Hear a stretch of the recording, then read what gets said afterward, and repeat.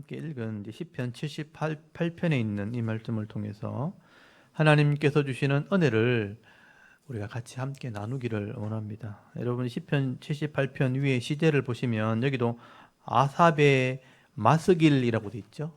이 마스길이라는 말은 이제 좀 익숙해지셨을 거예요. 거기 번호도 달려 있고 밑에 해석도 돼 있죠. 교훈이라는 뜻입니다. 교훈적인. 그래서 마스길 또 보여드리면 마스킬이라고 발음하는데 한글로는 마스길이라고 되어 있습니다. 교훈을 주는 시라는 의미예요. 그래서 오늘 이 시는 시를 읽는 사람들에게 교훈을 주는 게 목적이라는 것이니까 잘 보셔야 됩니다. 그래서 이 시편 78편은 이스라엘의 역사를 오늘 읽어보셔서 알잖아요. 이스라엘 역사를 통해서 하나님과 언약한 백성들이 하나님을 어기고 불순종했을 때 어떤 심판을 받게 되는가, 이것을 자녀들과 후손들에게 알게 하기 위해서 이 시를 기록한 거예요. 그러니까 역사의 교훈을 자녀와 후손들에게 알게 한다는 그런 교훈의 의미가 있는 것입니다. 그래서 오늘 내용이 좀 긴 것은, 길다는 것은 할 말이 많다는 것이고 중요하다는 뜻입니다. 그래서 오늘 이 말씀 속에 담겨져 있는 교훈을 볼 수 있는 눈만 있고 또 우리가 깨달을 수 있는 마음만 있다면 오늘 이 말씀은 큰 은혜와 복이 되는 말씀이죠. 그래서 오늘 차근차근 제가 설명을 드릴 때 잘 들어보시고 또 잘 보시기를 바랍니다. 여러분 1절에서부터 일단 5절까지 그리고 8절까지가 한 단락이에요. 8절까지가 이 시의 의미를 일단 설명하는 것입니다. 먼저 1절을 한번 보십시오. 내 백성이여. 그러니까 여러분도 포함되는 거죠. 내 백성이여. 그러니까 암미라고 하는 건데 내 백성들이여, 성도들이여 이 말입니다. 내 율법을 들으며 내 입의 말에 귀를 기울일지어다. 강조되어 있는 거예요. 내가 입을 열어 비유를 말하며, 비유라는 것은 교훈을 말하며 예로부터 감추어진 것을 드러내려고 하니까 이는 우리가 들어서 아는 바요 우리 조상들이 우리에게 전한 바라, 그렇게 말씀을 합니다. 이 시편의 기자가 지금 굉장히 중요한 것을 지금 내가 너희들에게 들려주려고 한다. 그래서 여기 귀를 경청하라는 건데 쫑긋이 세우고 이런 의미야. 귀를 착 펴라 이런 데는 귀를 쫑긋이 세우고 경청해라, 잘 들어야 된다, 그렇게 명령을 하고 있습니다. 여기 율법을 들어라, 내 말에 귀를 기울이라, 다 명령문으로 되어 있어요. 명령문으로 되어 있는 것은요 잘 들어라는 거예요. 그러면 시편 기자가 이 백성들에게 들려주려고 하는 게 뭐냐? 율법이다. 율법이 토라라고 되어 있죠. 토라. 이 토라라는 것은 하나님 말씀을 의미하는 거죠. 하나님의 약속의 말씀. 이 토라라는 것은 굉장히 중요한 겁니다. 토라를 내가 지금 말하려고 한다. 그리고 이거는 우리 할아버지 때부터 계속 내게 들려줬던 말씀이다. 내가 들었던 말씀이고 내가 깨달았던 말씀이다. 그래서 이 말씀을 내가 너희에게 말하려고 한다. 이 하나님의 말씀을 내가 비유로, 비유라는 것은 마샬이란 말이에요. 마샬이란 말은 여기 잠언할 때 잠언이 마샬이거든요. 잠언, 교훈의 말씀. 이걸 비유라고 말했지만 사실은 굉장히 중요한 말씀, 이런 뜻이에요. 토라를 마샬로, 내가 굉장히 중요한 말씀으로 내가 전하려고 한다. 이 지혜를 지금 나타내려고 한다. 이때까지 감춰져 있던 것인데 내가 이것을 알게 하려고 한다. 그래서 제가 이것만 딱 읽어봐도 이 아삽이라는 시편 기자가 이 글을 썼던 그 심정을 제가 이해를 해요. 하나님 말씀을 내가 꼭 전해야 되는데 이걸 좀 내가 깨달았다는 거예요. 그래서 제가 이 똑같은 마음이거든요. 66권의 말씀을 제가 읽어보니까 이게 진짜 중요하거든요. 내가 알고 나니까 너무 중요하고 성도는 반드시 알아야 되는데 제가 볼 때 성도가 이 66권의 말씀을 알고 신앙생활하는 사람이 별로 없는 거예요. 그래서 이걸 좀 알았으면 좋겠다. 그래서 제가 설교도 하고 성경 통독 사경회도 하고 목요일마다 강좌도 하고 성경 공부도 하고 예배 전에도 이렇게 설명하고 막 이렇게 하는 거예요. 이걸 좀 알았으면 좋겠다. 지금 아삽의 심령이 제가 막 진짜 100% 이해가 되네요. 그런 의미가 있는 거죠. 아마 옛날에도 아삽이 살았던 그런 시대에도 이 하나님 말씀을 깨달은 분이 있어가지고 이걸 좀 가르치려고 애를 쓰는 그런 마음으로 이 시를 쓴 거예요. 내가 공감이 되는 거예요. 4절 말씀에 보시면요, 이렇게 이 하나님 말씀을 깨달은 말씀을 후손들에게 내가 이걸 좀 전하고 싶다. 그래서 이 강조점이 뭐냐 하면 이제 후손들에게 이 법을 알게 하겠다는 겁니다. 여러분 4절에 보니까 우리가 이를 그들의 자손이란 말이 나오죠. 자손. 자손이란 말에 동그라미를 쳐주시고요. 자손에게 숨기지 아니하고 여호와의 영예와 그의 능력과 그의 행하신 기한 사적을 후대라는 말 나오죠. 후대. 후대에 전하리로다. 여호와께서 증거를 야곱에게 세우시며 법도를 이스라엘에게 정하시고 우리 조상들에게 명령하사 그들의 자손에게 알리라 하셨으니 하나님이 자손에게 알리라고 명령했다는 거예요. 그래서 여기 자손이란 말이 굉장히 중요해요. 자손. 그래서 자손이란 말이 이 벤이란 말이에요. 이게 후손, 자손, 이 다 벤이에요. 벤. 아들. 네 아들들에게, 그 후손들에게, 자녀들에게 할 때 다 벤이란 말을 써요. 벤. 베냐민 할 때 누벤 할 때 벤. 이 아들이란 뜻이거든요. 아들. 네 아들들에게 이걸 꼭 전해라. 그래서 내가 이 율법, 하나님 말씀들을 후손에게 전하고 싶다. 이게 하나님의 명령이었다. 하나님의 뜻이었다. 하나님께서 제발 좀 네 아들들에게, 후손들에게 이 율법을 전해라고 우리에게 명령하셨기 때문에 내가 이걸 전하는 거다. 왜 하나님께서 이 율법과 말씀과 또 이스라엘의 역사를 이렇게 후시대 사람들, 자손들에게 꼭 전하라고 이야기하는가? 그 이유가 뭐냐 하면요. 하나님께서 이 백성들이 망하지 않았으면 좋겠다. 여러분, 사람들이요, 인간이 이 죄 때문에 하나님 이 말씀이라는 기준을 가지지 않게 되면요, 어느 시대든 간에 욕심을 가지게 되고 교만하게 되어져서 항상 시대마다 이런 죄를 똑같이 짓게 되는 거예요. 그래서 시공간을 초월해서 하나님이 이 시대를 이래 보실 때에 그 시대 사람들이 이 말씀을 알았다면 그 후시대도 이렇게 할 수 있도록 전해야 되는 거예요.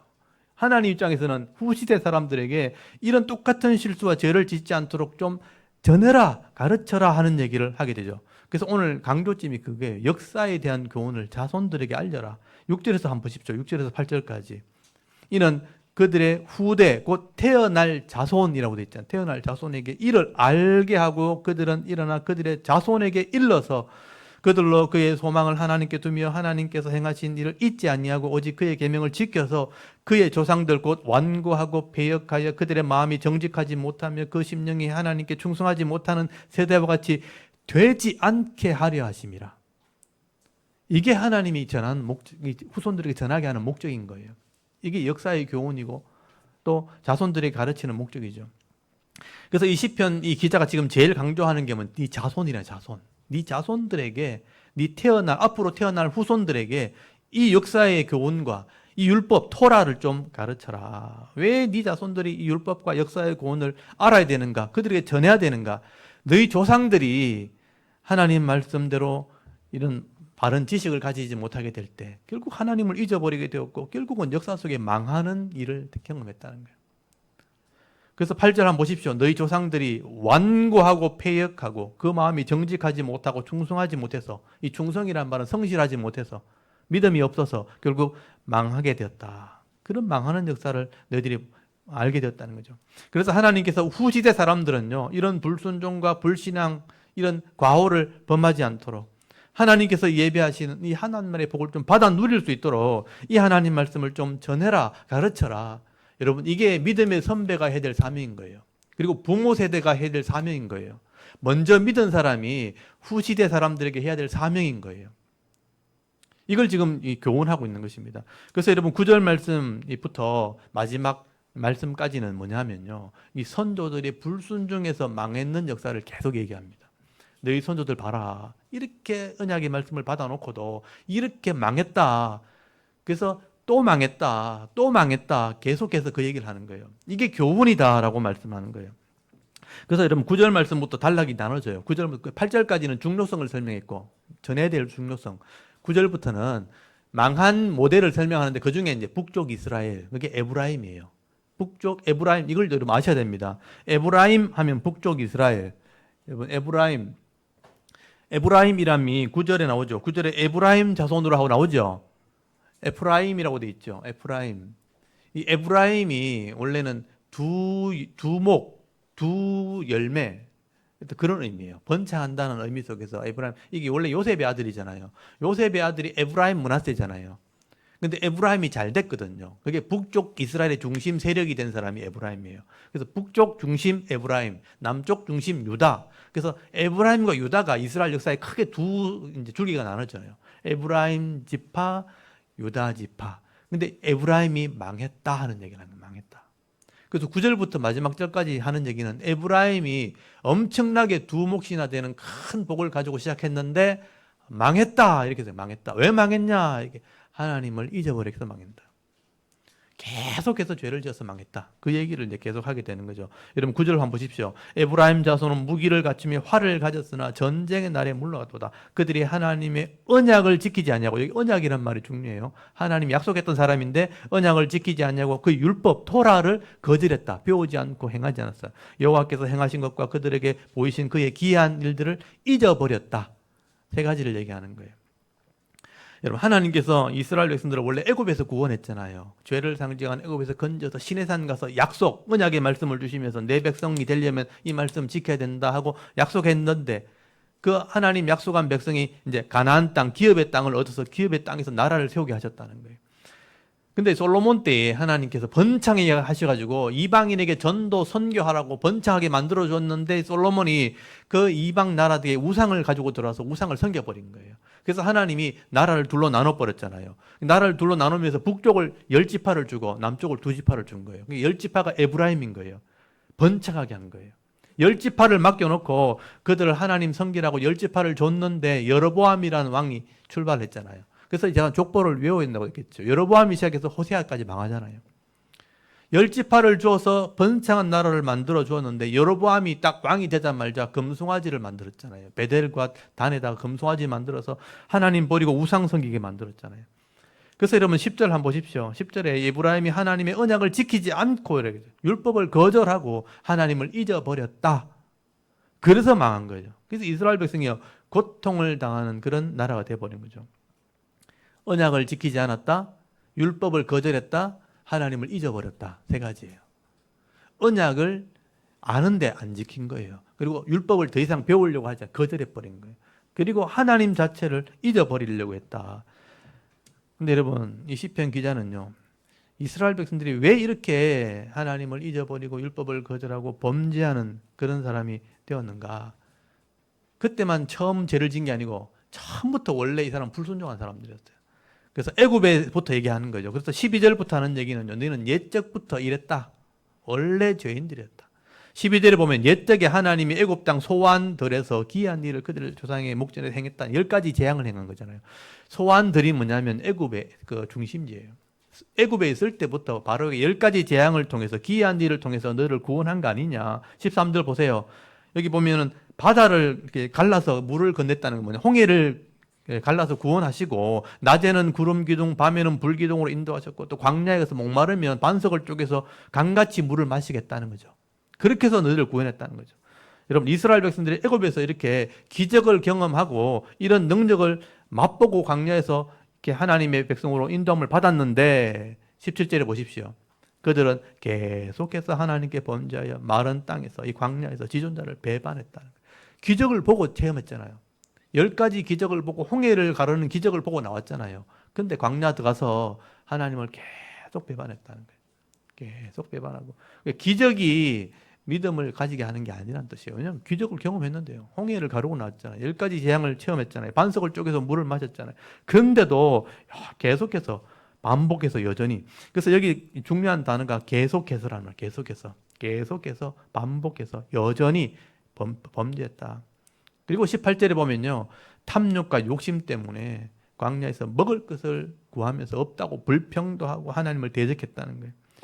왜 이스라엘 백성들이 이렇게 광야에 나와서 불평도 하고 대적하는 사람이 되었는가? 여러분 22절이 그 이유예요. 이거 20에 줄을 쳐놓으시고요. 이는 왜냐하면 하나님을 믿지 아니하며 그의 구원을 의지하지 아니함 때문이다. 하나님을 믿지 않는 거예요. 의지하지 않는 거예요. 신뢰하지 않는 거죠. 기적을 보고도 여러분 불평하는 사람이 될 수 있다는 것이죠. 그래서 24절에 보면요, 하나님께서 먹을 거 없다 그러니까 하늘에서 만나를 내려주셨죠. 27절에 메추라기를 하늘에서 떨어지게 만들어가지고 실컷 먹도록 고기를 먹게 해줬다는 거예요. 그래서 만나를 맛보게 하고 고기를 배불리 먹게 했는데 근데 하나님을 또 배반하는 거예요. 32절 한번 보세요. 이러함에도 그들은 여전히 범죄하여. 그의 기이한 일을 믿지 아니하였으므로 하나님이 그들의 날들을 헛되이 보내게 하시며 그들의 횟수를 두려움으로 보내게 하셨도다. 여러분 거기 32절 줄을 잘 쳐놓으십시오. 여기 여전히 제가 계속 강조하는 게 여전히 오드라는 단어, 여전히. 이게 제가 이렇게 성경을 보면요, 이 단어가 궁금해요. 그래서 원어를 제가 찾아봐요. 이게 무슨 의미입니까? 계속해서 반복되는, 여전히 또 여전히 계속해서 하나님을 반복하고 대적하고 하나님을 잊어버리고 또 범죄하고, 이 말이 계속 강조가 되어 있는 거죠.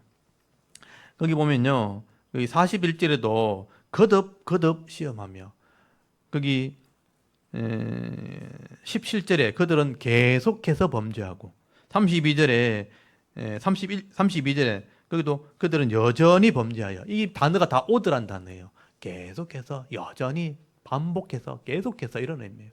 그러니까 또 우리 모습하고 똑같은 거예요. 하나님 말씀을 들려주는데도, 깨달았다고 하는데도 또 여전히 또 범죄하고 또 대적하고. 그래서 33절 잘 보시면요, 그 날이요 헛되이 지나간다. 날이란 말은, 요음이란 말은 하루하루가 헛되이 지나가고, 횟수라는 말은 연수, 한 해가 그냥 두려움이 가득 차게 지나간다는 거예요.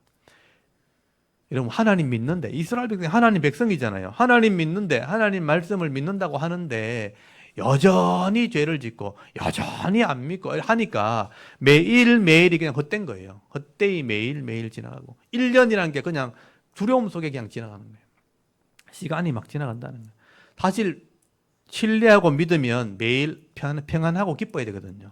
매일 의미가 있어야 되고, 하루 동안 해야 될 양이 있으니까 매일 의미가 있고 기쁘고 이렇게 지나가야 되는데, 매일매일 즐거워야 될 인상이 매일 허무하고 헛되게 지나가는 거예요. 1년이라는 시간이 그냥 두려움, 고통이 가득 차 있는 거예요. 그러니까 이 인생이 아무 의미 없이 그냥 지나간다.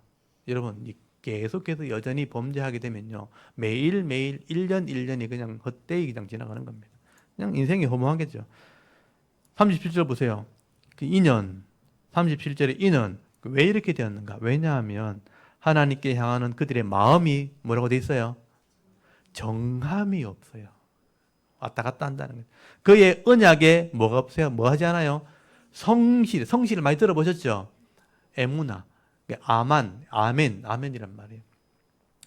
그러니까 정함이 없고 언약을 성실하게 지키지 않는다. 언약에 성실하지 않는다. 이게 로아만 이렇게 돼요. 로라는 말이 아니다. 쿤이란 말은 이런 확고한 딱 고정된 게 없다. 왔다 갔다 한다. 로아만, 변하지 않는 그런 충성하는 마음이 없다.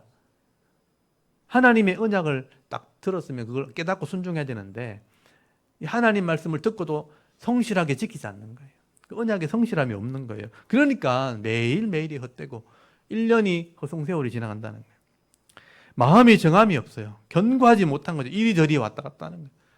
하나님 말씀 들으면 그냥 그 자리에 있어야 되는데, 이 소리 들으면 들어가고 저 소리 들으면 들어가고 왔다 갔다 하는 거예요. 언약의 말씀을 견고하게 붙들고 그것을 딱 성실하게 지켜나가야 되는데, 이 성실함이 없는 거예요. 변함이 없는 그런 마음이에요. 아만이라는 게 변하지 않는 뜻이거든요. 변하지 않는 그런 마음이 없는 거예요. 그러니까 헛된 삶과 두려움이 가득한 삶이 계속 되어지는 거죠. 근데 여러분, 하나님께서 이스라엘 백성들요, 이렇게 말 안 들을 때, 계속 반복할 때 한 번에 그냥 때리고 망하게 하는 게 아니고, 하나님께서는 그들의 연약함과 부족함을 너무 잘 알기 때문에 하나님께서는 사랑으로 덮어주고 용서해주고 긍휼을 베풀어주고 딱 기다린다는 거예요. 이게 하나님 마음인 거예요. 근데 여러분, 그게 안 보일 거예요. 저는 이제 그게 보이기 시작했는데 여러분은 안 보일 겁니다. 여러분 38절부터 39절까지 박스를 이렇게 쳐놓으세요. 하나님 마음이에요. 38절 한번 보세요. 오직 하나님은 그랬죠. 긍휼하심으로 불쌍히 여기는 마음. 죄악을 덮어주시고 두시어 멸망시키지 아니하시고 그의 진노를 여러 번 돌이키시며, 여러 번 때릴라 하다 또 돌이키고 때릴라 하다 돌이키고, 그의 모든 분을 다 완전 쏟아버리면 죽어버리니까 다 쏟지 않으셨으니, 왜냐? 그들은 육체이며 가고 다시 돌아오지 않은 바람임을 기억하셨습니다. 하나님이 여러분의 연약함을 너무 잘 아시는 거예요. 이게 하나님 사랑이고 하나님 방법이에요. 하나님께서는요, 우리가 육체라는 걸 아는 거죠. 한번 죽으면 다시 돌아올 수 없다는 그걸 아는 거예요. 바람 같은 존재라는 걸 하나님 아시는 거죠. 그래서 하나님이 될 수 있으면 복을 받을 수 있도록, 긍휼히 여기시고 또 죄지으면 또 덮어주시고 여러 번 또 돌이키시고 기다리시고 기다리셨다는 거예요. 근데 여러분, 이스라엘 백성들 그런 하나님 마음을 알지 못하는, 깨닫지 못하는 거죠. 이게 우리가 하나님을 알지 못하는 그런 마음과 똑같은 거예요. 그래서 끄덕끄덕 하나님을 시험하고 또 대적하고 하나님 마음을 아프게 했다, 그렇게 말씀하는 거죠. 하나님이 너무 섭섭하신 거예요. 하나님 섭섭한 마음이 거기 있는 거예요. 40절 42절은요 하나님 좀 섭섭하다는 거죠. 그들이 광야에서 그들에게 반항하며 사망에서 그들을 슬프게 함이 몇 번이었던가. 여러분을 한번 생각해 보세요. 하나님을 마음 아프게 하고 한다 그래 놓고 또 안 하고 잘할게 해놓고 또 안 하고, 그게 몇 번입니까 여러분? 도대체 그 얘기를 하고 있는 거죠. 너희들이 잘하겠다고 하나님이 이렇게 긍휼을 베풀어 주면 잘하겠습니다 해놓고 또 거듭거듭 또 반항하고 대적하고. 우리 자녀들도 그렇잖아요. 부모님이 다 해주는데 뭐 그리 불만이 많은지 계속 대들잖아요. 그러니까 다른 사람하고 비교해가면서 대들잖아요. 그냥 우리도 비교하잖아요. 저 집안은 잘하는데 왜 니는 못하냐고 똑같이 얘기하잖아요. 그러니까 그런 일을 계속 반복하는 거죠. 너희들 그렇게 한 게 몇 번이냐. 그리고 거기 그들이 돌이켜 하나님을 거듭거듭 시험하며 이스라엘의 거룩하신 일을 노엽게 하였도다. 그들이 그의 권능의 손을 기억하지 아니하며 대적에게서 그들을 구원하신 날도 기억하지 않았다. 여기 구원하신 날이 뭔지 아세요? 그들이 구원받은 그 날. 우리 부모님이 아기를 이렇게 막 할 때, 말 안 들을 때 내가 니를 낳았다 막 이렇게 내 없으면 니 있는 줄 알아 막 이렇게 얘기하잖아요. 근데 우리 자녀들은 내가 태어났다는 것 자체를 기억하지 않는 거예요. 똑같은 거예요. 내가 너희를 구원했는데 그 날도 기억하지 못한다. 이게 부모 입장에서 섭섭한 거거든요. 하나님 입장에서는 섭섭한, 내가 너희를 구원했는데, 너희들 애굽에서 너희를 건져냈는데 구원한 그 날도 기억하지 않는다. 하나님이 섭섭하다. 그렇게 말씀하시는 거예요. 그래서 늘 이스라엘 백성은 하나님을 반항하고 하나님 아프게 하고 그걸 몇 번이나 그렇게 했다. 하나님을 잊어버렸다. 그래서 여러분 43절에 보시면요. 여기 또 설명을 또 그때의 과거 일이죠. 내가 애굽에서 너희를 어떻게 건졌는데 하고 쫙 또 하나님이 우리 부모님 잔소리 하듯이. 전 이거 보면서요. 이게 강조거든요. 앞에 했는데 또 얘기하는 거잖아요. 여러분 43절 보세요. 그때에 하면서 애굽에 10가지 재앙을 행하신 것을 얘기하는 거예요. 44절 보세요. 물이 피가 되게 하고 파리떼와 개구리와 메뚜기와 우박의 재앙을 주시고, 이거 10가지 재앙이죠. 너희 죄악 속에 있을 때 그 시키는 대로 하는 끌려다니는 인생일 때 내가 그렇게 너희를 건졌다는 50절에 보면 전염병으로 치고 마지막으로 장자의 재앙으로 모든 애굽에 있는 장자를 죽임으로 자기 백성을 구원했다는 거예요. 53절에 그 따라오는 군대, 마지막 군대까지 홍해에 빠뜨려 다 죽게 하심으로 이 죄를 상징한 애굽에서 자기 백성을 구원했다는 것이죠. 54절 보세요. 가나안 땅, 산지 땅을 줄을 지어가지고 너희들 주고 그 땅을 하나님 기업으로 너희들에게 나눠줬다는 거죠. 구원해가지고 하나님의 기업의 땅을 너희들에게 나눠줬다는, 복을 줬다는 거죠. 여러분, 이 기업의 복이요, 여러분의 가정이에요. 여러분을 예수 믿게 해가지고 죄를 지으면 망할 영혼인데 살려가지고 여러분의 가정도 직장도 일할 수 있는 그런 사업도 다, 그게 하나님 주신 기업이에요. 그게 가나안 땅이거든요. 근데 그런 복을 다 줬다고 지금 설명하는 거예요. 여러분에게 지혜도 주고 재능도 주고 능력도 줘가지고 공부하게 해가지고 좋은 직장 얻게 하고 지수를 줘가지고 좋은 기술을 얻게 해서 직장을 가지게 하고, 하나님 그렇게 했다는 거예요. 하나님의 법을 순종할 때 부족하지 않도록 그렇게 누릴 수 있도록 다 하나님이 주셨다는 거예요. 근데 이스라엘 백성들이요, 그 가나안 땅에 들어가서 하나님 잊어버린 거예요. 그냥 열심히 살고 잘 살다 보니까 하나님 잊어버리고 하나님의 이 복을 우상이 준 줄 알고 우상을 따라하고 세상을 따라하게 됐다는 겁니다. 그래서 하나님께서는 이 구원의 하나님을 잊어버리고 또 하나님 말씀을 순종하지 않고 너희 선도들처럼 하나님 대적하고 우상을 섬기는 이런 북쪽 이스라엘이 결국은 망하게 했다. 그래서 망했다는 얘기를 하는 거죠.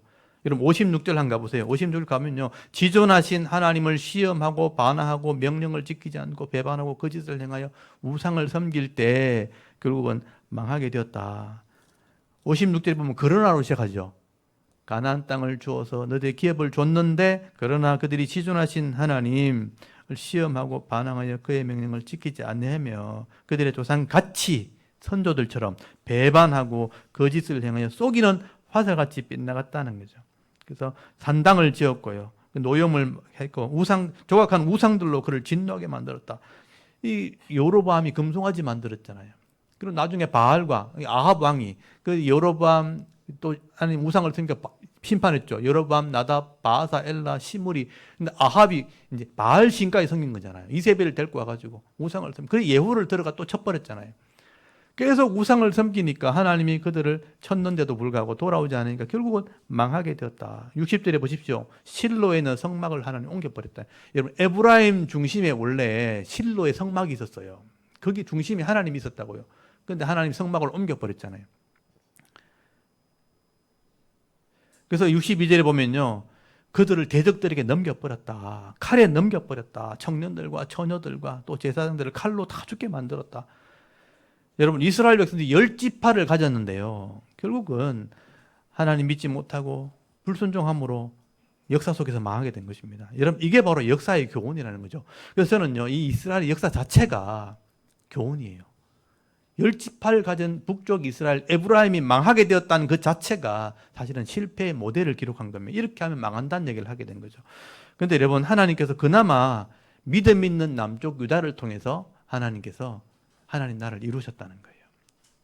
10지파는 망했는데 남쪽이 유다가 2지파거든요. 유다와 베냐민. 근데 그 유다를 통해서 하나님 나라를 이루게 하셨다.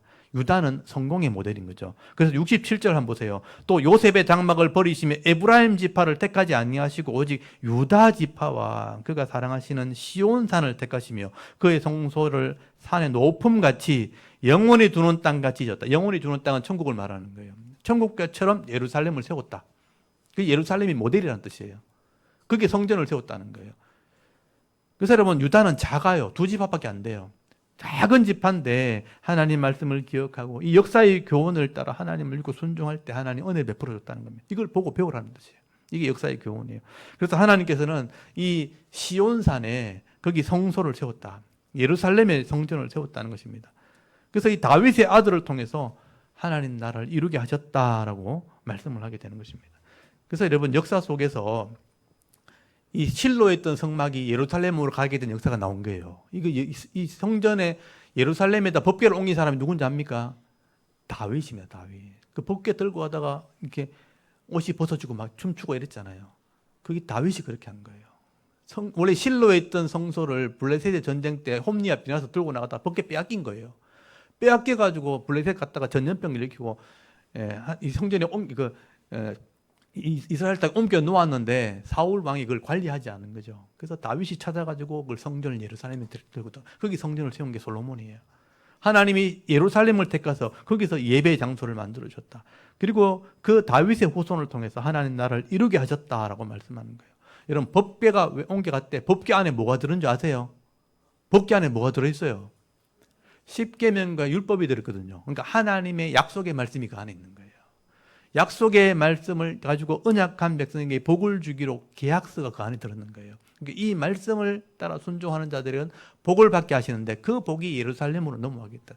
예루살렘의 성전에서 예배를 드리게 된 것입니다. 그래서 언약의 말씀을 믿고 하나님을 예배하는 사람, 이 말씀대로 순종하는 사람들에게는요, 이 말씀에 기록된 복이 임하도록 그렇게 계약이 되어 있는 거죠. 그래서 그 복이 그 땅에 임하게 되는 것입니다. 그래서 당시에 하나님과 이 언약했던 이 언약을 믿고 순종했던 다윗이 자기 백성을 지도하는 왕이 되었고 그 백성을 가르치는 그런 지도자가 되었다는 거예요. 그래서 오늘 72절 말씀에 보면 다윗이 나오잖아요.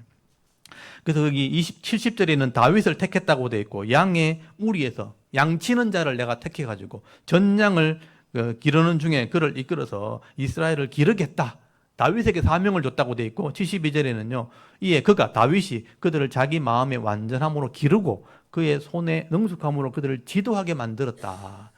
그래서 이 다윗을 통해서 하나님 나라가 된 거예요. 이 작은 지파 다윗을 하나님의 성실함을 가지고 있는 다윗에게 사명을 줬고 다윗을 통해서 하나님 나라가 이루어지게 됐고 이 다윗의 후손을 통해서 예수 그리스도가 이 땅에 오시게 된 거예요. 예수님이 오셔서 이 땅에 말씀을 선포하시고 하나님 나라를 세웠고 그게 교회가 된 거예요. 여러분, 이렇게 신약 교회를 통해서 여러분이 하나님 백성 된 겁니다. 이 유다의 믿음, 다윗의 순종을 통해서 예수님이 오셨고 그 예수님을 통해서 신약 교회가 된 거고 신약 교회를 통해서 여러분이 지금 하나님 백성 된 거예요. 그렇다면 여러분이 오늘 이 교훈을 받으셔야 되는 거죠.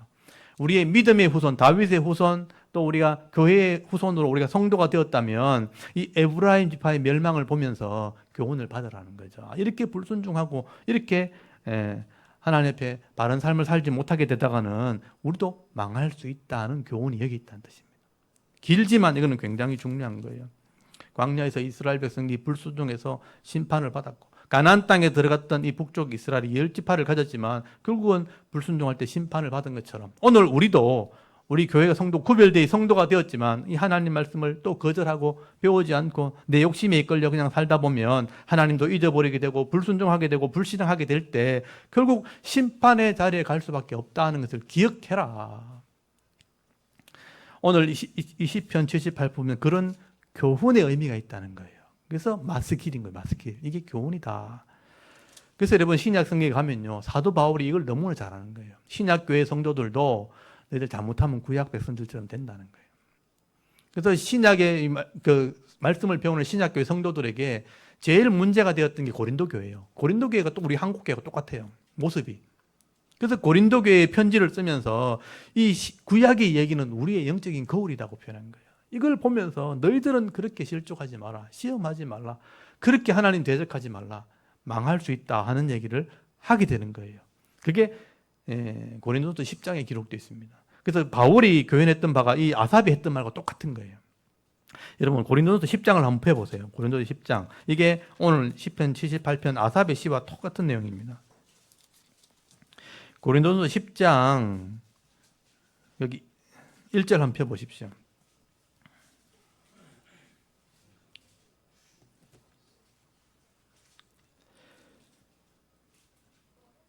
형제들아, 성도들을 봐라. 고린도교의 성도들을 보고 하는 말이죠. 형제들아, 나는 너희가 알지 못하기를 원하지 않으니, 강조형이죠. 반드시 알아야 되는데 우리 조상들이 다 구름 아래에 있고 바다 가운데 지나며 모세에게 속하여 다 구름과 바다에서 세례를 받았다. 홍해를 지난 것을 세례라고 표현하는 거예요. 다 같이 신령한 음식을 먹었으며, 이게 만나를 먹었다는 거죠. 다 같이 신령한 음료를 마셨다. 반석에서 물을 먹었다는 거예요.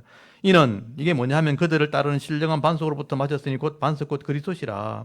그러므로 세례를 받고 떡을 먹었다는 건 뭐냐면 성찬식을 했다는 뜻이에요. 여러분 성찬식 하셨죠? 떡을 먹고 잔을 마셨잖아요. 그러니까 구약의 이스라엘 백성도 성찬식하고 했던 거 똑같은 거예요. 세례를 받고 성찬식 했는 사람들인데 5절부터 보세요. 그러나 그들의 다수를 하나님이 기뻐하지 않았으므로 그들이 광야에서 멸망을 받았다. 이렇게 성찬식 하는 것처럼 그들도 믿었는데 그들도 망했다는 거예요. 그래서 6절 한번 보세요. 이러한 일은 우리의 뭐가 된다고 돼 있죠?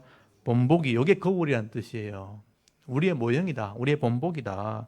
우리로 하여금 그들이 악을 절개하는 것 같이 절개하는 자가 되지 않게 하려 함이니 그들 가운데 어떤 사람 같이 너희는 우상 숭배하는 자가 되지 말라. 기록된 바 백성이 앉아서 먹고 마시며 일어나 뛰논다 함과 같으니라. 그들 중에 어떤 사람은 엄행하다 하루에 23,000명이 죽어나니 우리는 그들 같이 행음하지 말자. 음란하지 말자. 우상을 섬기지 말자는 말이죠. 그들 가운데 어떤 사람은 주를 시험하다가 뱀에게 멸망하였나니 우리는 그들같이 시험하지 말자. 그들 가운데 어떤 사람은 원망하다가 멸망하는 자에게 멸망하였으니 너희는 그들같이 원망하지 말라. 그들에게 일어난 이런 본보기 우리의 거울이 되고 또한 말세를 만난 우리에게 깨우치기 위하여 기록되었느니라. 그래서 거기 12절 한번 보세요. 선줄로 생각하는 자는 넘어질까 조심해라. 우리가 다 아는 것처럼 다 믿은 것처럼 생각하면 안 된다는 거예요. 늘 부족한 가운데 살아가는 거예요. 다 됐다. 나는 이제 말씀 다 한다. 내가 예수 믿었으니까 교회 열심히 다니니까 난 다 됐다. 이렇게 생각하지 말라는 거예요. 선줄로 생각하다는 넘어질까 조심해라. 그리고 넘어져도 13절 보세요. 사람이 감당할 시험 밖에는 너희 당한 것이 없나니 오직 하나님은 미보사 너희가 감당하지 못할 시험 당함을 허락지 아니하시고 시험 당할 점 또한 피할 길을 내서 너희로 능히 감당하게 하시느니라. 어려움 당한 사람들도 이게 내가 끝났다고 생각하지 말라는 거예요. 살아있는 한 다 피할 길이 있어요. 감당할 능력도 있는 거예요. 하나님이 일으켜 주시려고 그렇게 하는 거니까 잘 견디라는 거예요. 잘 됐을 때 자만하고 교만하지 말고 넘어졌을 때 실망하고 실족하지 말고 일어서면 되는 거예요. 그 일을 잘 감당하는 자에게 하나님 복을 주시겠다고 말씀하시는 거죠. 그래서 구약의 이런 모습들이 우리에게 영적인 거울이 된다. 이렇게 우리가 이 땅을 광야 같은 세상같이 살아가고 있는데 이 광야 같은 세상 속에서 내 기업으로 또 가정에서, 또 교회나 직장에서, 또 이 하나님 말씀을, 이스라엘 백성들을 잃어버리고 살아간다면 똑같이 고통을 당하는 거예요. 그래서 여러분, 이 교회에서뿐 아니고 가정에서, 직장에서가 중요한 거예요. 가정에서, 직장에서 이 하나님 말씀을 잘 깨닫고 순종하는 삶을 살아야 되는데, 거기서 하나님 말씀을 잊어버리게 되면 또 세상을 따라가게 되는 거예요. 또 하나님을 원망하다가, 하나님을 시험하다가, 하나님 대적하다가 또 이렇게 망하는 길을 가게 되는 것입니다. 그러므로 이런 이 이스라엘 역사를 보면서 우리의 영적인 모습을 한번 비춰봐라, 돌아봐라 라고 말씀을 하게 되는 것입니다. 이렇게 하나님 말씀을 통해 내가 뭐가 좀 잘못되었는가, 뭐가 좀 삐뚤어졌는가, 이걸 내가 깨우치게 될 때 우리가 하나님 주시는 은혜와 복을 회복할 수 있게 되고 그 은혜를 누리게 되는 것입니다. 근데 이 말씀을 보고도 깨닫지 못하고 여전히 그 길을 간다면, 아까 말했던 것처럼 여전히 반복해서 또 죄의 길을 간다면 우리는 고통하는 삶을 살 수밖에 없고, 두려운 삶을 살 수밖에 없고, 눈물 짓는 삶을 살 수밖에 없는 것입니다. 그래서 오늘 시편 78편에 이 시편 기자가 지금 긴 얘기를 써놓은 이유가 깨달으라는 것입니다. 역사를 보는 큰 시각을 가지고 후시대 사람들에게 이 말씀을 좀 가르쳐라, 교훈해라 하고 말씀을 하게 되는 것입니다. 저는 이 아삽의 시를 보면서요, 참 옛날에도 이렇게 하나님 말씀을 깨달은 사람들이 좀 이 말씀을 배우라고, 하나님 말씀대로 사는 이게 지혜의 삶이라는 것을 가르쳤다는 사람들이 있었다는 걸 제가 깨닫게 된 거죠. 그래서 저는 이 하나님 말씀, 이 66권의 말씀을 정말 바르게 가르치고 빠르게 가르치는 이 사역이 정말 헛되지 않다는 걸 제가 생각을 하게 됩니다. 이거 알아야 여러분 지혜롭게 사는 거예요. 여러분, 말씀을 전체를 통달하는 이 지혜가 없으면 결국은 여러분 세상을 따라갈 수밖에 없습니다. 내가 한계가 있기 때문에. 그래서 이걸 빨리, 그러니까 지금 우리가 늦은 거예요. 빨리 알아야 되는 거죠. 그 바르게 알아야 되는 거죠. 빠르게 가르치다가 또 제대로 못 가르치게 되면 또 시간을 허비하게 되니까 빠르게 가르치는 게 제 어떤 사명인 거죠. 그래서 이게 참 헛되지 않겠구나, 이건 누군가 반드시 해야 될 사명이구나 하는 것을 저는 생각을 하게 되는 것입니다. 여러분, 우리 인생이란 게 사실 살아보시면 알겠지만 그렇게 길지 않습니다. 어영부영 하다가는요, 금방 시간이 지나가 버립니다. 그래서 엉뚱한 거 붙들고 시간을 허비하지 마시고요, 이 변하지 않는 이 하나님 말씀을 따라서 성실하게 하루하루 내게 주신 이 기업 안에 이 복을 받아 누릴 수 있기 바랍니다. 그러니까 너무 멀리 거 바라보지 마시고 오늘 내가 해야 될 거 하루하루 성실하게 가는 거예요. 이게 쌓이면 그게 복이 되는 겁니다. 그래서 여러분, 이 세상은요, 앞으로 점점 혼란스러워지게 될 것입니다. 이제 더 악해지게 될 것이고요, 더 기준이 없는 시대가 될 거예요. 그래서 더 악하고 더 독한 사람, 더 큰 소리 치는 사람이 가지게 되는 시대가 될 겁니다. 근데 그런 속에서 우리가 말씀대로 사는 게 쉽지 않죠. 안 된다고 또 불평과 불만을 가지고 살아갈 수 없는 것입니다. 여러분, 이런 시대는요, 지금만 있은 게 아니고요, 역사를 공부해보면 과거에도 똑같은 일이 있었어요. 수천 년 전에도 똑같은 어려움이 있었고 상황이 다를 뿐이지 똑같은 그런 괴로움이 있었다는 거죠. 여러분, 오래전에도 의인들이 살아가는 시대는 쉽지 않았습니다. 바르게 사는 건 쉽지 않아요. 왜냐하면 죄악이 관영한 시대니까. 그래서 노아 시대에 죄악이 관영해서 노아 같은 의인이 고통을 당했다는 겁니다. 그래서 세상이 심판을 받은 거예요. 새롭게 된 시대도 마찬가지예요. 셈 함자벳 중에 셈의 10대 손이 아브라함이잖아요. 10대 손이 지나서 아브라함이 살아가는 시대도 음란했다는 거예요. 소돔과 고모라가 아브라함 시대예요. 롯의 시대잖아요. 아브라함이 살아가는 시대도 세상이 타락했어요. 살기 쉽지 않았다는 거죠. 모세 시대도 마찬가지입니다. 모세 시대도 세상이 말세라 그랬어요. 여러분, 예수님 시대도 마찬가지입니다. 독사의 자식들아, 독사의 새끼들아 욕할 정도로 세상이 악했어요. 그만큼 시대가 악한 거죠.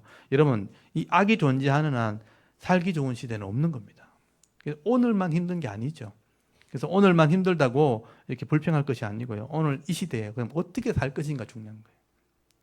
변하지 않는 이 하나님의 기준, 이 하나님 말씀을 내가 잘 배워서 이걸 성실하게 살아가는 것, 그래서 구별되는 게 중요한 거예요. 세상은 여전히 악하지만 거기서 구별되어지면 이 안에서 하나님의 은혜가 있는 거예요. 그게 거룩이란 뜻이 거룩. 가도시 구별된다. 세상은 여전히 악하고 종말로 가지만 여기서 구별되어지는 그 안에 하나님이 지켜주시는 은혜, 하나님이 평강 주시고 샬롬하게 하시고 복을 주시는 은혜가 있다. 그거 받아 누리는 게 성도다라고 말씀하는 것입니다. 그러므로 여러분, 이 말씀 안에 거하는 사람들이 결국 하나님 나라의 복을 받아 누리게 되는 것입니다.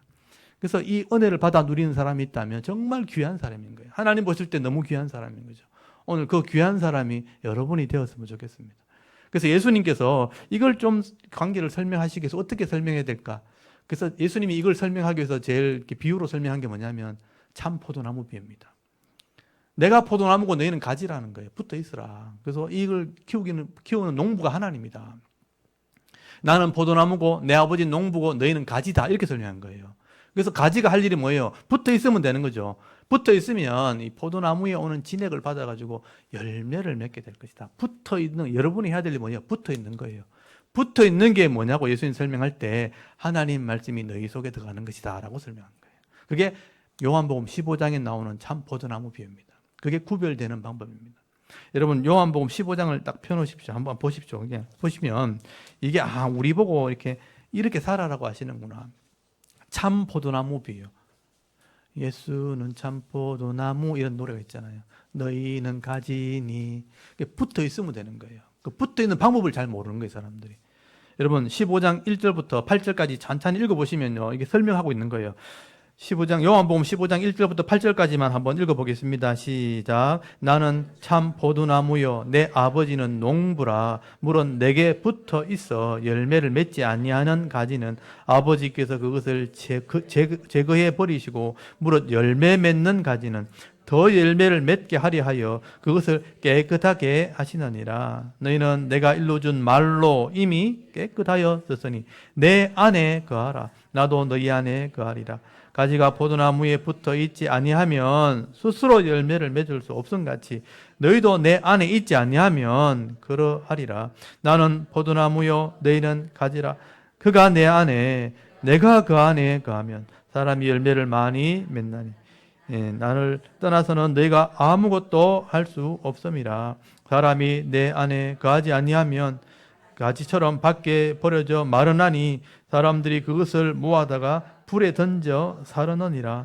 너희가 내 안에 거하고 내 말이 너희 안에 거하면 무엇이든지 원하는 대로 구하라. 그리하면 이루리라. 내가 열매를 많이 맺으면 내 아버지께서 영광을 받으실 것이요 너희는 내 제자가 되리라. 아멘. 이게 길게 설명되어 있지만 붙어 있으라는 건 너희가 내 안에 내가 그 내 안에 이게 뭐냐 붙어 있는다는 뜻이거든요. 붙어 있는 방법이 거기 7절에 설명된 거예요. 너희가 내 안에 내 말이 너희 안에 거하면 붙어 있는 거라 이런 뜻이에요. 내 말이 뭐예요? 이거는 물리적으로 잡을 수 있는 게 아니죠. 하나님 말씀이 내 이성 속에 깨달아진다는 거죠. 그러면 내가 너희 안에 있는 것이다. 네가 내 안에 있는 것이다. 하나다. 붙어 있다. 이런 의미가 되는 거죠. 그러면 기도도 응답되는 것이고 하나님이 너희를 통해서 복을 주시게 될 것이다. 열매가 나오게 될 거다. 열매라는 말은 변화된다는 거죠. 다른 삶이 나온다는 거예요. 가지에 붙어있는 열매, 다른 삶으로 복을 받게 될 것이다. 이게 사람들이 볼 땐 내 제자다. 삶이 보인다는 뜻이에요. 이게 구별되는 거죠. 그 구별되는 삶을 살 때 이 땅에서 복을 받게 되는 것입니다. 여러분 신앙이 다른 게 아니에요. 하나님 말씀이 하나님 인격인데 인격이 내 속에 들어와버려서 이해가 되는 거예요. 그러면 내가 그렇게 사라지는 거죠. 세상은 분명히 악해지는데 다른데 그리고 구별되어지는 삶을 사람은 하나님이 복을 주시는 은혜가 있다.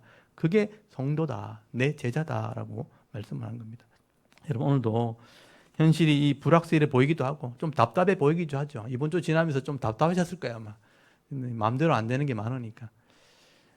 그렇지만 여러분 이 눈에 보이는 현실만 보지 마시고 하나님 나라를 보실 수 있기를 바랍니다. 오늘 이 시편 78편의 시편 기자는요 그런 답답함을 가지고 이 교훈의 시를 쓰게 된 것입니다. 오늘 78편 잘 묵상하시면서 이 말씀의 교훈을 따라서 하나님을 기억하고 또 하나님의 언약한 말씀을 우리가 잘 배우셔서 이 죄악된 세상 속에서도 의로운 삶, 구별된 삶, 거룩한 삶 살아갈 때 이왕이면 하나님께서 예배해 놓으신 이 하나님 나라 복을 다 받아 누리시고 또 은혜의 삶, 축복의 삶을 살아갈 수 있는 저와 여러분의 이런 영적인 삶의 모습이 되실 수 있기를 주의 이름으로 축원합니다. 아멘. 우리 잠깐 기도드리겠습니다. 하나님 오늘도 우리가 하나님 앞에 예배 드리면서 주의 말씀